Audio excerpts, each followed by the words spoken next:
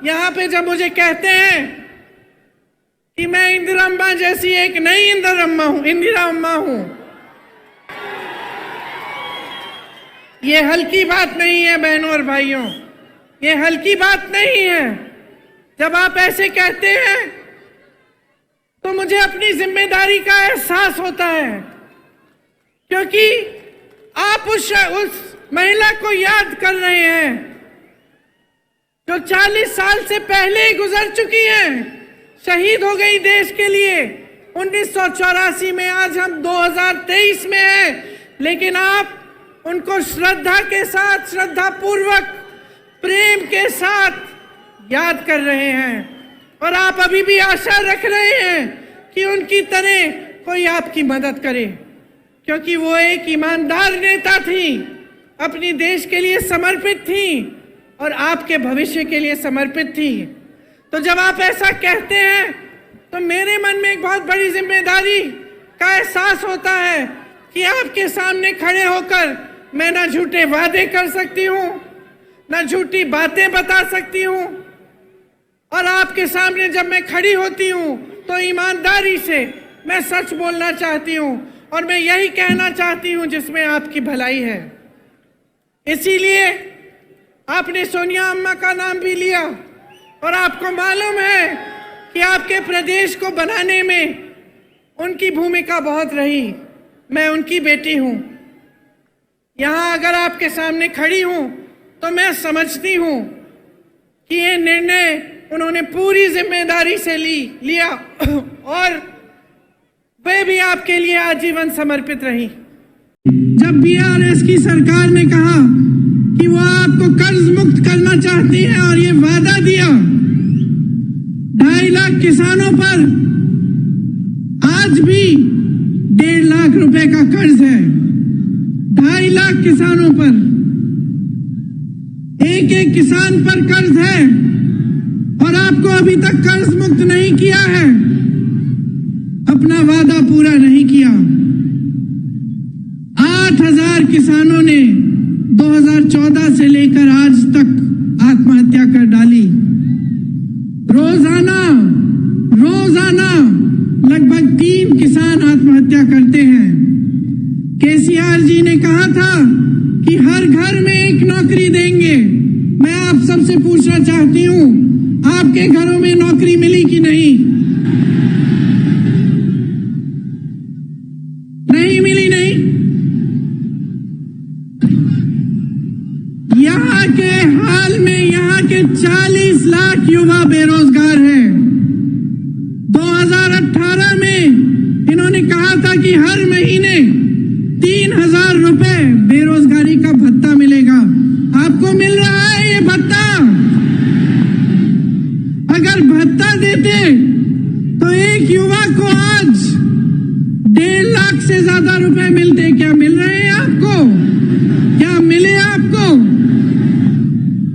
2 लाख नौकरियों के पद खाली पड़े हैं, सरकार में भरे नहीं गए हैं, आपको नहीं दिए गए।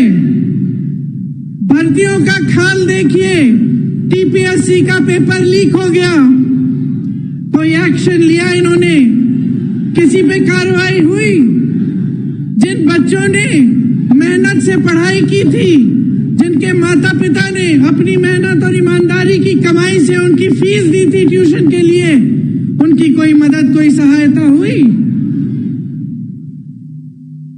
तो पिछले 9 सालों में 12 स्टेट यूनिवर्सिटीज में एक भी भर्ती नहीं हुई है। सोचिए आप, उस्मानिया जैसी तमाम यूनिवर्सिटीज टीचर्स और फंड की कमी से जुड़ रही हैं। एक भी सरकारी यूनिवर्सिटी नहीं बनाई गई। प्राइवेट यूनिवर्सिटी जरूर बनाई है जिसमें आपको लूटा जाता है और फीस इतनी ज्यादा होती है कि आधी जनता तो उसको दे नहीं पाती। एससी, एसटी, ओबीसी, माइनॉरिटीज के लिए 15 लाख विद्यार्थियों के 4,000 करोड़ दबाकर बैठी है सरकार और कुछ नहीं किया है।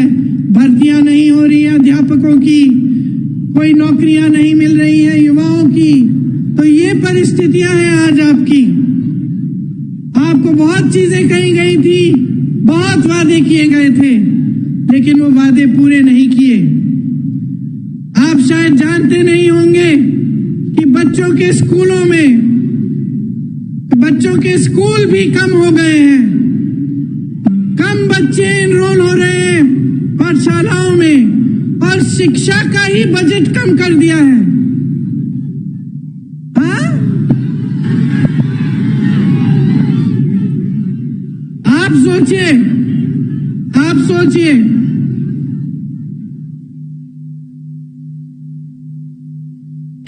एक व्यक्ति पर कहीं ना कहीं से कर्ज है। हर व्यक्ति के ऊपर हजारों रुपए का किसी न किसी तरह से कर्ज है। आपका पैसा सारा कहां गया? आपकी संपत्ति कहां गई?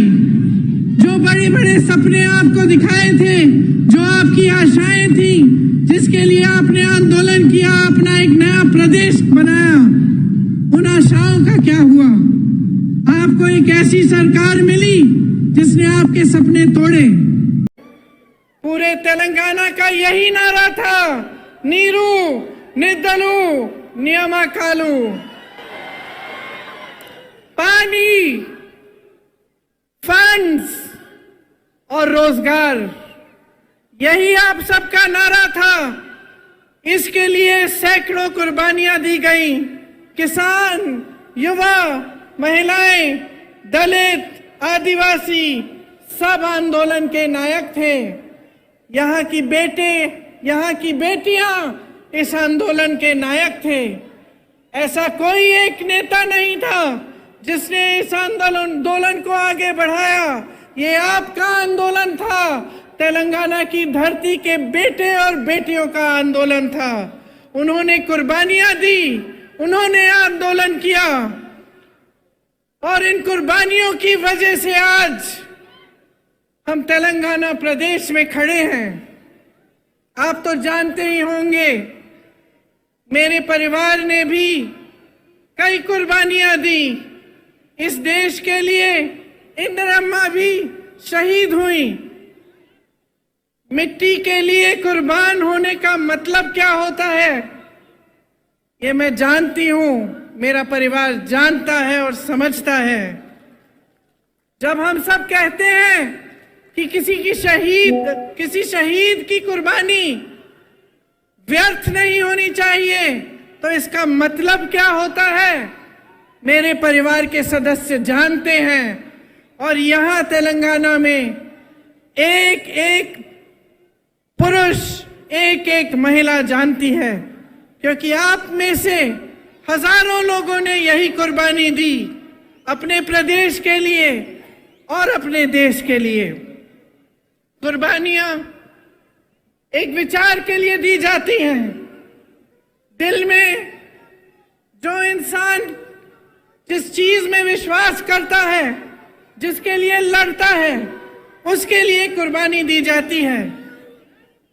जब सैकड़ों युवाओं ने तेलंगाना के लिए कुर्बानी दी, तो मेरी मां सोनिया जी ने गहराई से ये समझा कि यहाँ की आवाज क्या है, यहाँ की जनता क्या चाहती है। और मुझे याद है कि एक सरल निर्णय नहीं था, एक तरह से एक मुश्किल निर्णय था, क्योंकि अगर सोनिया जी उस समय सत्ता के बारे में सोचती या अपनी पार्टी के लिए राजनीति के बारे में सोचती, तो शायद ये निर्णय नहीं ले पाती।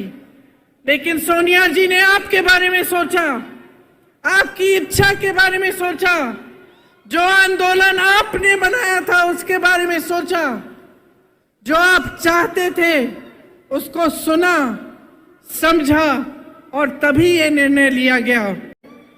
पूरे तेलंगाना का यही नारा था, नीरू निद्दलू नियमाकालू। पानी, फंड्स और रोजगार, यही आप सबका नारा था। इसके लिए सैकड़ों कुर्बानियां दी गई। किसान, युवा, महिलाएं, दलित, आदिवासी सब आंदोलन के नायक थे। यहाँ की बेटे, यहाँ की बेटियां इस आंदोलन के नायक थे।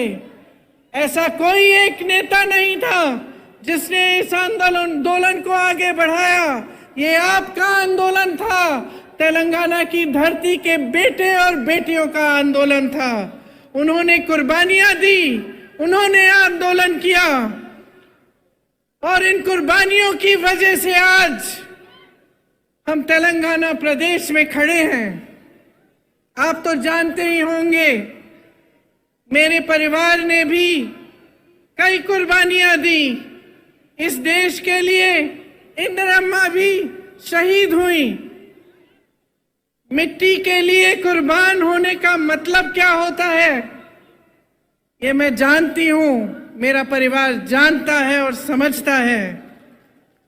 जब हम सब कहते हैं कि किसी शहीद की कुर्बानी व्यर्थ नहीं होनी चाहिए, तो इसका मतलब क्या होता है, मेरे परिवार के सदस्य जानते हैं।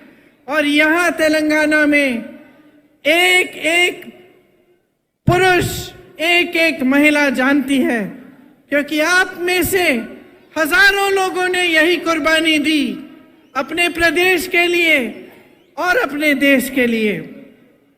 कुर्बानियां एक विचार के लिए दी जाती हैं। दिल में जो इंसान जिस चीज में विश्वास करता है, जिसके लिए लड़ता है, उसके लिए कुर्बानी दी जाती है। जब सैकड़ों युवाओं ने तेलंगाना के लिए कुर्बानी दी, तो मेरी मां सोनिया जी ने गहराई से ये समझा कि यहाँ की आवाज क्या है, यहाँ की जनता क्या चाहती है। और मुझे याद है कि एक सरल निर्णय नहीं था, एक तरह से एक मुश्किल निर्णय था, क्योंकि अगर सोनिया जी उस समय सत्ता के बारे में सोचती या अपनी पार्टी के लिए राजनीति के बारे में सोचती, तो शायद ये निर्णय नहीं ले पाती। लेकिन सोनिया जी ने आपके बारे में सोचा, आपकी इच्छा के बारे में सोचा, जो आंदोलन आपने बनाया था उसके बारे में सोचा, जो आप चाहते थे उसको सुना, समझा और तभी ये निर्णय लिया गया।